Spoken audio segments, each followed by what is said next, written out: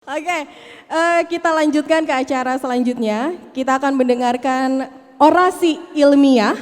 Kali ini akan disampaikan oleh Bapak Muhammad Mardiono selaku utusan khusus Presiden Republik Indonesia Ketahanan Pangan. Untuk itu berikan sambutan yang hangat dan meriah untuk Bapak Muhammad Mardiono. Assalamualaikum warahmatullahi wabarakatuh.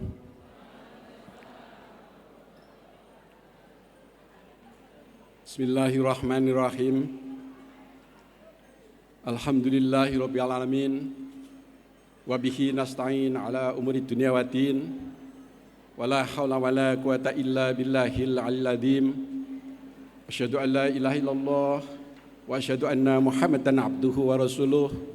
Rabbi ishrah li sadri wa yassir li amri wahlul 'uqdatam min lisani yafqahu qawli. Amma ba'du.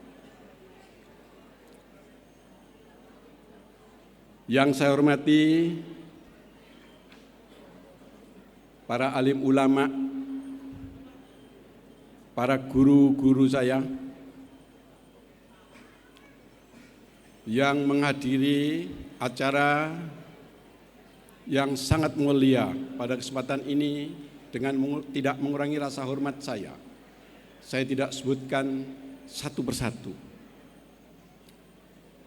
Salam takzim saya untuk para guru-guru kami. Yang saya hormati Ketua Umum PB Al-Khairiyah, saudaraku Bapak Haji Ali Mujahidin SHI MM. Yang saya hormati Ketua Dewan Pakar Al-Khairiyah Bapak Profesor Dr. HMA Imad Tihami. Terima kasih Bapak, izin saya berdiri di depan. Yang saya hormati Rektor Universitas Al-Khairiyah Bapak Dr. Rafiuddin MSI. Yang saya hormati Ketua State Al-Khairiyah Bapak Dr. Ahmad Zaini MPD MM. Yang saya hormati Koordinator Kopertis Wilayah 1 Ibu Profesor Dr. Hajah Sururin MKG. Yang saya hormati Lembaga Layanan Pendidikan Tinggi Wilayah 4 Bapak Dr. M. Samsuri SPDMT yang telah menyampaikan sambutan secara virtual. Yang saya hormati para dekan, dosen, dan seluruh sivitas akademika Universitas Al-Khairiyah. Yang saya hormati pejabat pemerintah daerah, Forkopimda, dan segenap undangan, wabil khusus ada Pak Kapolres Cilegon.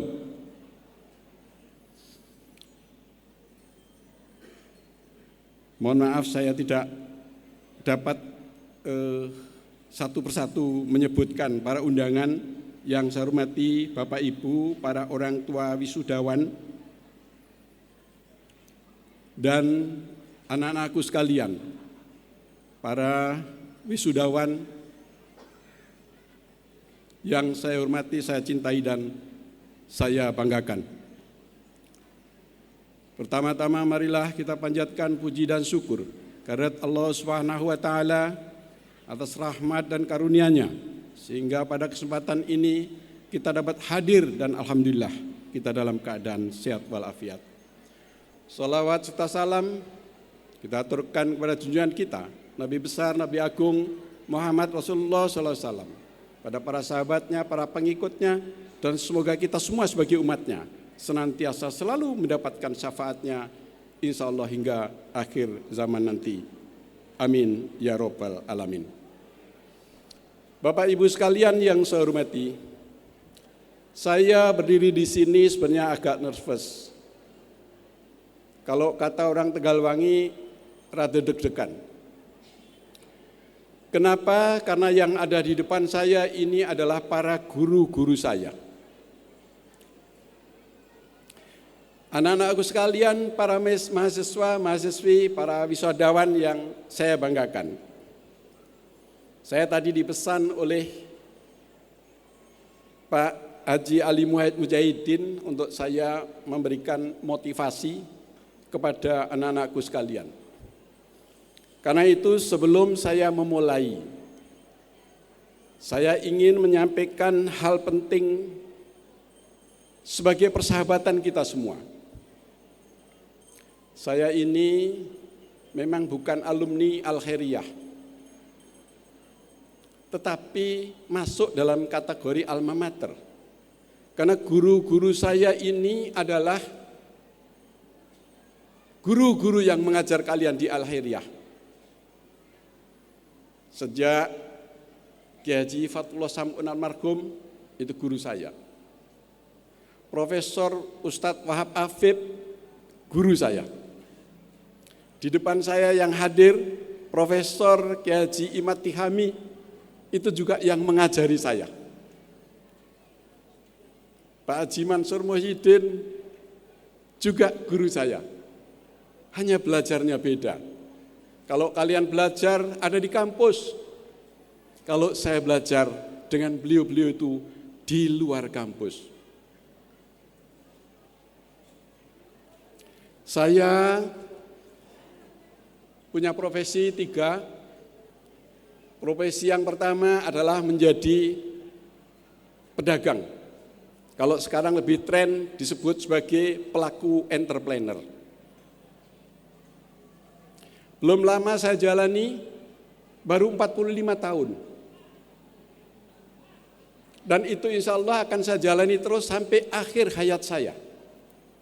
Karena adalah sumber-sumber penghidupan saya. Yang mengantarkan duniawi saya, termasuk saya membesarkan anak-anak saya. Selanjutnya saya sedang diberi amanah oleh partai politik menjadi ketua umum partai politik.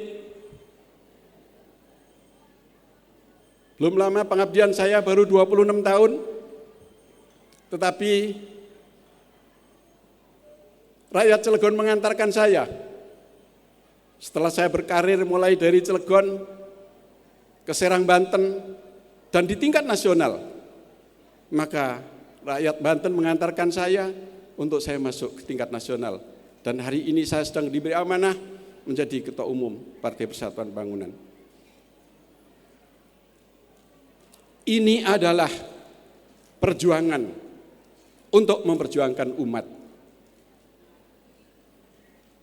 Dan yang hari ini saya berdiri diundang ke hadapan Bapak Ibu sekalian, saya sedang didaulat oleh negara, yaitu menjadi utusan khusus Presiden bidang ketahanan pangan. Setelah 5 tahun yang lalu, di masa pemerintahan Bapak Presiden Joko Widodo, saya telah diberi tugas 3 tahun menjadi anggota Dewan Pertimbangan Presiden, dan selanjutnya 2 tahun sisanya saya menjadi utusan khusus Presiden bidang kerjasama, pengentasan kemiskinan, dan ketahanan pangan. Ini adalah tugas pengabdian.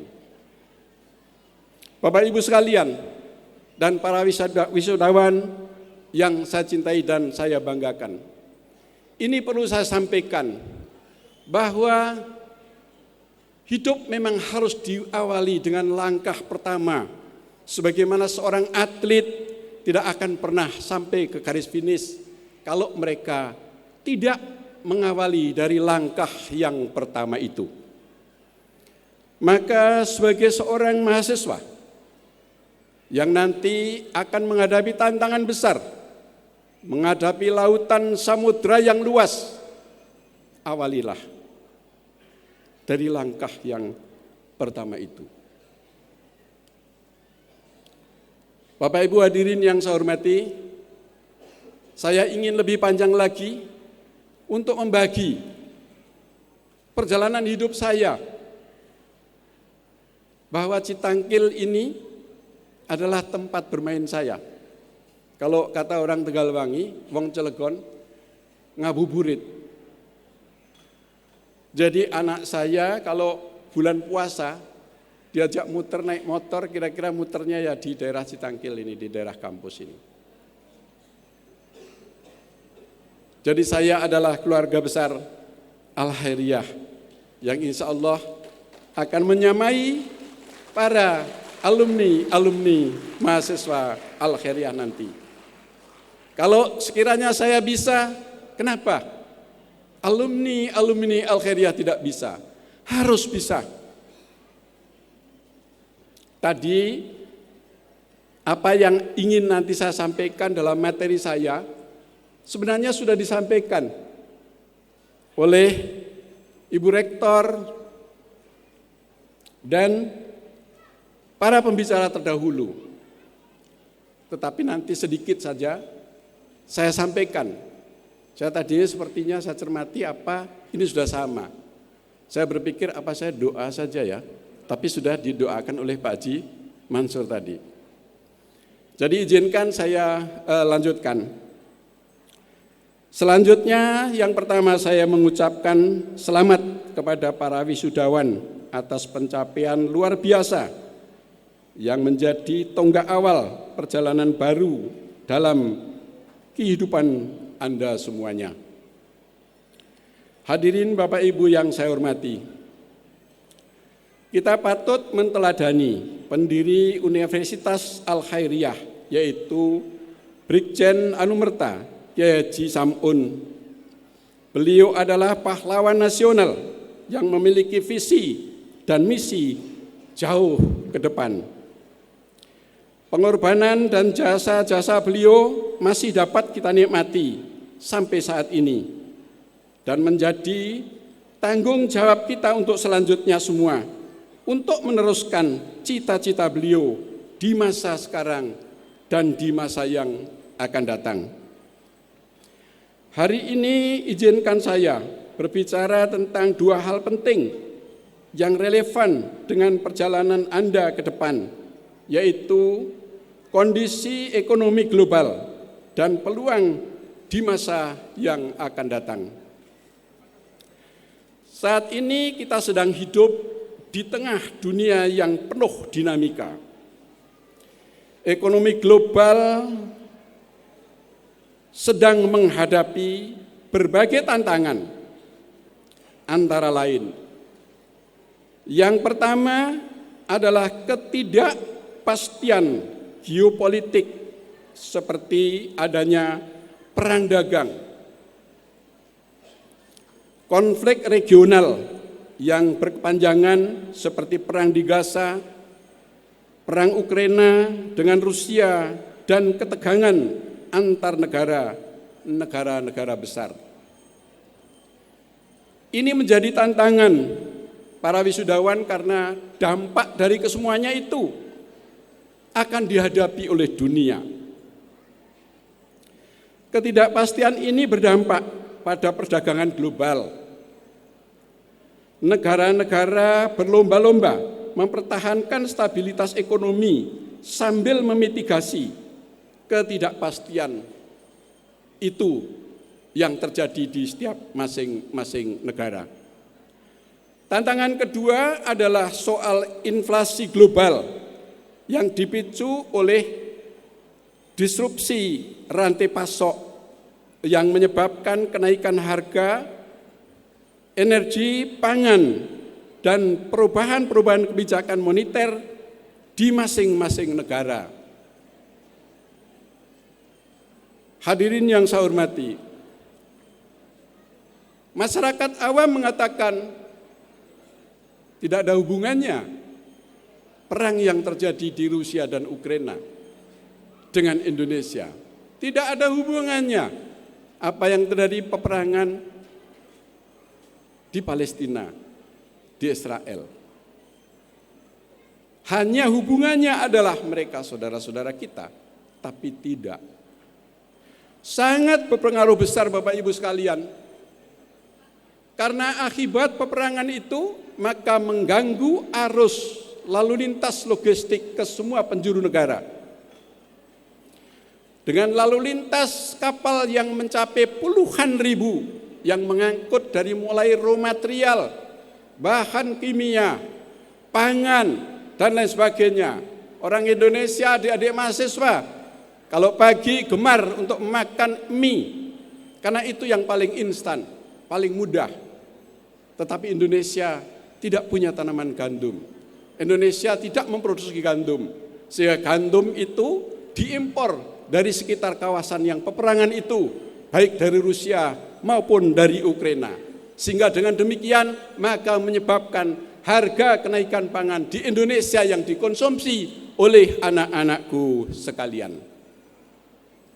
Tantangan ketiga, pemulihan pasca pandemi COVID-19 yang tidak merata di masing-masing negara.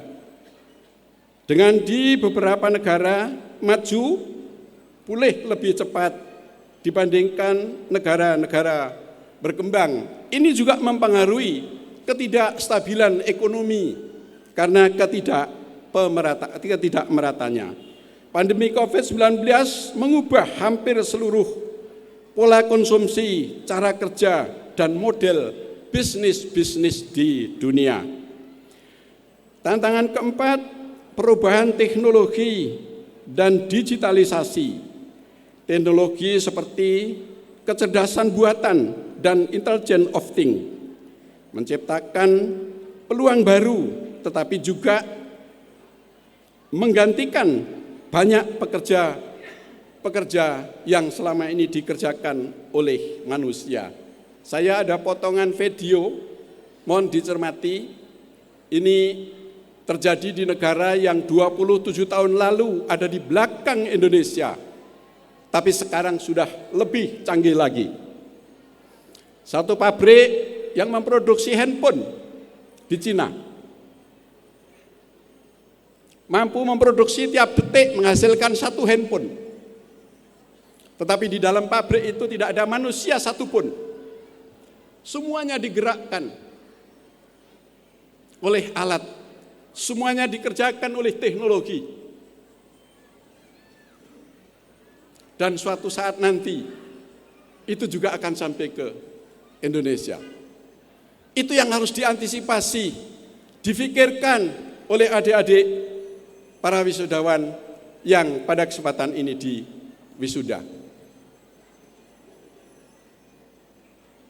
Dapat kita bayangkan, ini satu potongan yang bisa menjadi cuplikan untuk kita bisa renungkan, Pak Rektor, para dosen, mungkin ini tantangan bagi anak-anak kita semuanya. Namun di balik setiap krisis selalu ada peluang. Kita hanya perlu membuka mata untuk melihatnya dan melakukan inovasi dalam menghadapi tantangan tersebut. Hadirin yang saya hormati, wisudawan yang saya banggakan. Indonesia memiliki potensi besar di tengah kondisi global yang penuh tantangan ini. Berikut adalah beberapa peluang yang bisa kita maksimalkan. Pertama, kita sedang menghadapi bonus demografi. Indonesia memiliki populasi generasi muda, generasi produktif yang sangat besar. Setiap negara yang akan terlintasi bonus demografi itu hanya akan terlintasi satu kali putaran setiap negara di dunia. Di mana penduduk itu dihuni oleh penduduk yang generasi Z dan generasi milenial yang sedang produktif, maka diprediksi generasi milenial, generasi Z ini akan menghadirkan sebuah nilai tambah bagi negaranya. Tetapi tidak cukup selesai di situ, anak-anakku sekalian. Negara-negara berkembang sudah lebih dari 95 negara yang telah terlintasi bonus demografi itu, tetapi gagal untuk mengelola bonus demografi itu. Akibatnya negara itu berada dalam kesulitan, yaitu terjebak menjadi pasien IMF sebagaimana Indonesia pernah terjadi pada krisis 98. A'udzubillahi min dzalik. Harga pangan mahal, harga bahan bakar mahal, sandang pangan semua papan, harganya serba mahal, maka rakyat tidak akan memiliki daya beli. Akhirnya kriminalitas meningkat, budaya-budaya sosial memudar. Itu yang terjadi di daerah negara-negara Amerika Latin. Ini yang menjadi tantangan. Jika kita gagal untuk menangkap bonus demografi, yang sebagian besar adalah adik-adikku, anak-anakku sekalian yang sedang produktif, yang harus disiapkan oleh negara, tempat pendidikan, lapangan kerja, fasilitas kesehatan, dan lain sebagainya, agar nanti menghadirkan sebuah daya yang produktif bagi negara kita yang kita cintai. Saat ini kita sedang memasuki periode bonus demografi yang diproyeksikan berlangsung hingga nanti tahun 2045. Maka generasi di atas tahun 2045 ini sudah terlewati bonus demografi ini, maka usia lansia akan semakin panjang dan biaya hidupnya akan tergantung kepada anak-anak generasi berikutnya. Kondisi ini menawarkan peluang besar untuk mendorong pertumbuhan ekonomi, namun juga menghadirkan tantangan yang memerlukan perhatian secara serius. Dengan strategi dan kebijakan yang tepat, generasi ini bisa menjadi kekuatan utama dalam inovasi dan produktivitas. Dan yang kedua, ekonomi digital. Ekonomi digital ini di Indonesia terus berkembang pesat, didorong oleh pertumbuhan pengguna internet, ekosistem startup yang kuat, dan juga didukung oleh kebijakan-kebijakan pemerintah melalui berbagai kebijakan yang strategis. Namun apapun yang difasilitasi oleh pemerintah, oleh negara, bila anak-anakku sekalian tidak dapat memanfaatkan itu semua, maka ini semua akan terlewat. Sebagai negara dengan jumlah penduduk keempat terbesar di dunia dan salah satu pasar internet terbesar, Indonesia memiliki potensi besar untuk menjadi pemain utama dalam ekonomi digital dan global. Transformasi digital membuka peluang besar untuk UMKM, e-commerce, dan startup berbasis teknologi Indonesia. Dan yang ketiga, ekonomi hijau. Indonesia kaya akan sumber daya alam, dari energi terbarukan hingga pertanian berkelanjutan. Dengan potensi besar dan dukungan kebijakan yang tepat, ekonomi hijau bukan hanya jalan menuju keberlanjutan, tetapi juga mesin pertumbuhan ekonomi masa depan bagi anak-anakku sekalian. Transisi ini membutuhkan kolaborasi antara pemerintah, sektor swasta, akademisi, dan masyarakat untuk menciptakan ekosistem yang mendukung inovasi hijau dalam rangka untuk mencapai pada kesepakatan antar bangsa-bangsa. Indonesia tidak dapat menjadi pelaku dalam ekonomi hijau, tetapi juga pemimpin global dalam penciptaan masa depan yang lebih berkelanjutan. Dan yang keempat, posisi strategis di perdagangan global. Beberapa faktor yang membuat posisi strategis Indonesia di perdagangan global antara lain letak geografis Indonesia. Indonesia terletak di jalur pelayaran tersebut di dunia, termasuk Selat Malaka, Selat Sunda, dan Selat Lombok yang menjadi rute utama perdagangan internasional. Kita ini sudah dikaruniai oleh Allah yang luar biasa. Lautan kita pun itu menjadi lalu lintas dunia. Tetapi memang kita sadar betul bahwa kita belum memaksimalkan dan kita belum memberdayakan itu secara maksimal. Kekayaan sumber daya alam, Indonesia memiliki sumber daya alam melimpah seperti minyak, gas, emas, nikel, batu bara, dan hasil perkebunan yang menjadi komoditas unggulan. Pasar domestik juga besar dengan populasi lebih dari 280 juta jiwa. Indonesia adalah pasar konsumen yang menarik bagi produsen-produsen global. Di sini saya akan mengingatkan kepada anak-anakku sekalian, ini adalah tantangan besar Kalau kita tidak memproduksi sendiri, kalau kita tidak menjadi pelaku entrepreneur sendiri, maka nanti yang akan memproduksi orang lain, yang akan menjadi pelaku entrepreneur orang lain. Maka dengan kata lain, halaman kita dipakai untuk main bola, kita sebagai penggemar bola, tetapi kita harus menonton, membayar karcis. Ibu-ibu ingatkan pada anak-anak kita semua. Jadi jangan pernah berpikir adik-adik anak-anakku sekalian, habis lulus dari perguruan tinggi, dari universitas, lalu berpikirnya saya akan mencari pekerjaan. Angkatan kerja dari perguruan tinggi, angkatan kerja dari itu yang terserap hanya tidak sampai 30%. Tetapi kita punya pasar luas, dan pasar ini yang harus wajib menjaga adalah anak-anakku sekalian.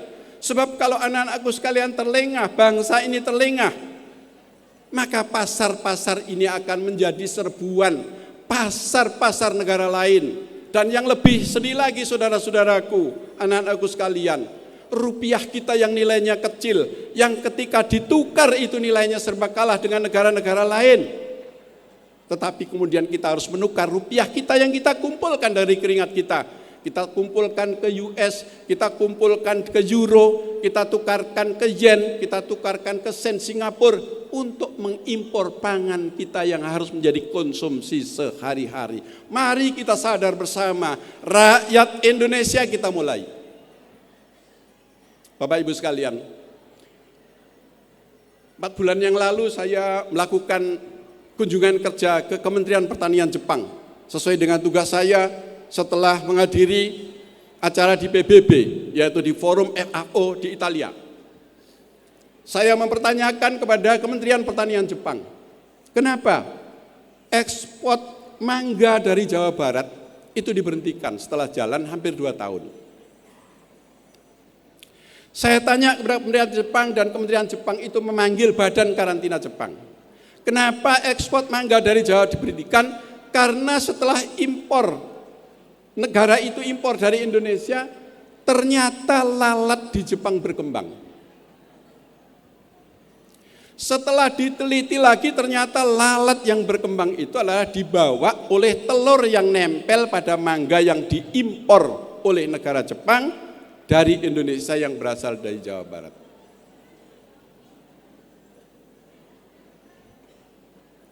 Begitulah sebuah negara untuk melindungi warga negaranya. Ari wong Cilegon mah biasane bar prasmanan kondangan kan, panganan dikerubungi laler dimakan bae. Ya, itu dihentikan impor itu. Selanjutnya juga berbicara soal menjaga pasar tadi Bapak Ibu sekalian. Indonesia ini memiliki pasar besar yang kaitannya dengan persoalan teknologi. Dari mulai sejak berpuluh-puluh tahun nenek saya, itu ada perabot rumah tangga, ada radio, itu produk-produknya produk luar negeri, terutama dari Jepang. Tapi hari ini kita untuk mengekspor mangga dan pisang aja tidak bisa. Maka bangsa Indonesia harus bangkit. Memulailah konsumsi produk-produk kita sendiri. Kita hidup di tengah-tengah masyarakat sosial kita. Belanjalah dari tetangga-tetangga kita sendiri. Kalau kurang enak sedikit, ya tidak apa-apa. Kalau harganya lebih mahal sedikit, ya tidak apa-apa. Karena itu adalah untuk kepentingan ekonomi bangsa kita. Kalau kita tidak memulai, siapa lagi? Bapak Ibu sekalian, anak-anakku sekalian, para wisudawan yang saya hormati dan saya banggakan. Anda adalah agen perubahan yang dapat membawa bangsa ini maju di tengah tantangan global. Anak-anakku sekalian memiliki tanggung jawab besar untuk memanfaatkan peluang-peluang yang ada di negeri ini, agar jangan dimanfaatkan oleh bangsa-bangsa lain. Untuk itu, ada beberapa hal yang harus anak-anakku sekalian pegang teguh. Yang pertama, berpikir global. Kita, karena negara ini sudah berada dalam kehidupan global, maka kita harus merubah mindset kita. Kita harus berpikir global. Tetapi tindakan kita harus bertindak lokal. Giliran sudah berpikir global, waduh, sedikit-sedikit mereknya apa? Louis Vuitton.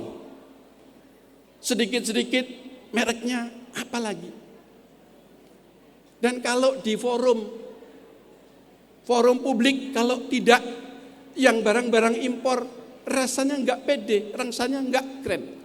Mindset cara berpikir ini harus kita rubah. Mulai dari lulusan Al-Khairiyah. Gunakan wawasan global untuk menciptakan solusi yang relevan dengan kebutuhan lokal yang kita hadapi sehari-hari. Dan yang kedua, beradaptasi, melakukan inovasi dan kembangkan kreativitas. Beradaptasilah dengan teknologi terbaru. Kembangkan kreativitas untuk menciptakan inovasi baru yang memberikan nilai tambah. Dan yang ketiga, etika dan berkelanjutan. Tadi Ibu Profesor itu menyampaikan anak-anak sekarang itu angkatan-angkatan kerja mulai tidak diterima.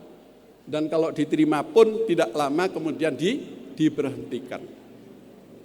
Karena memang kurangnya dari daya tahan kerja, inovasi, dan kreativitas itu sendiri. Termasuk adalah loyalitas, terakhir adalah ketekunanlah jere wong Cilegon mah. Dalam mengejar kesuksesan, pastikan bahwa langkah anak-anakku sekalian berdampak positif bagi masyarakat dan lingkungan yang ada di sekitar kita berada. Para wisudawan yang saya cintai dan yang saya banggakan, hari ini Anda telah membuktikan bahwa Anda mampu melewati tantangan akademik.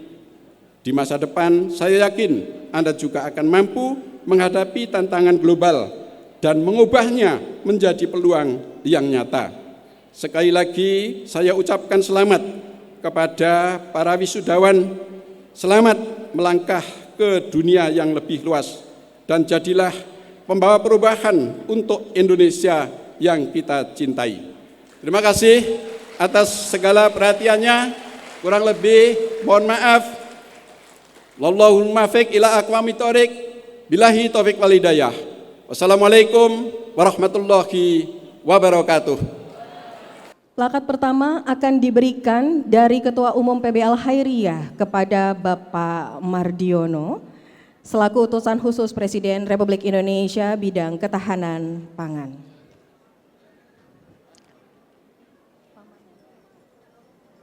Bisa diberikan tepuk tangan yang meriah.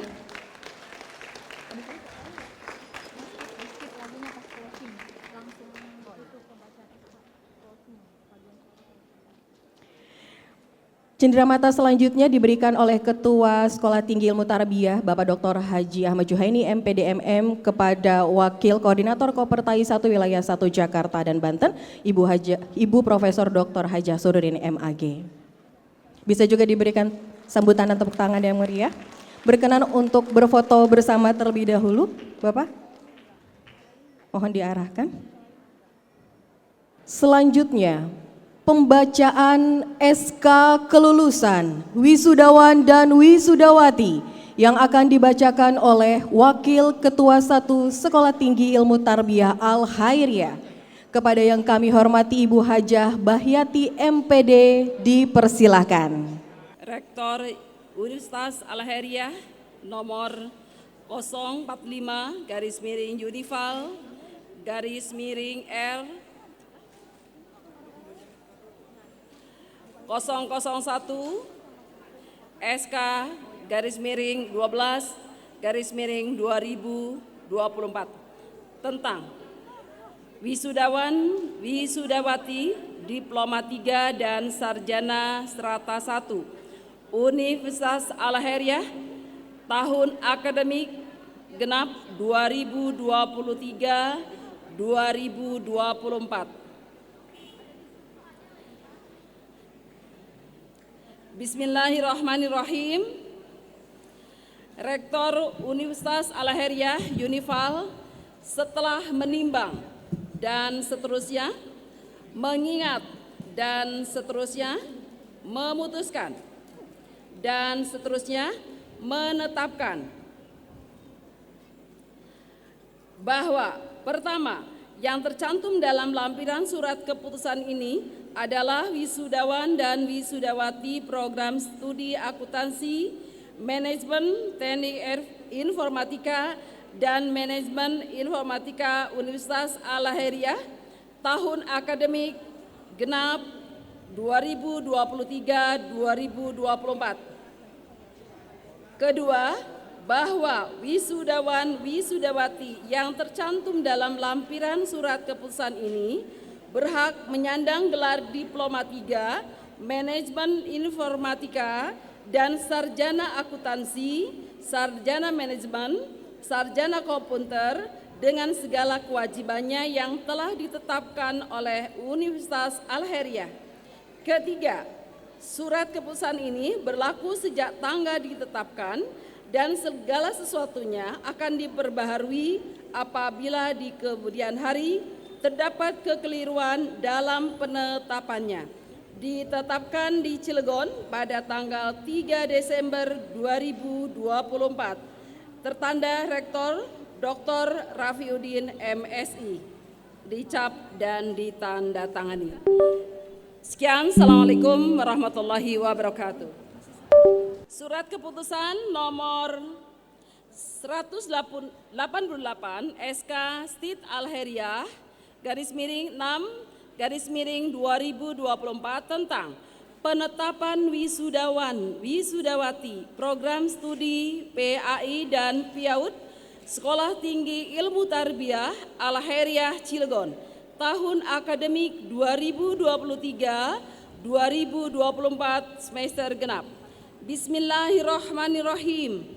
Ketua Sekolah Tinggi Ilmu Tarbiyah Stit Al-Heriah Cilegon menimbang dan seterusnya mengingat dan seterusnya memperhatikan dan seterusnya memutuskan menetapkan.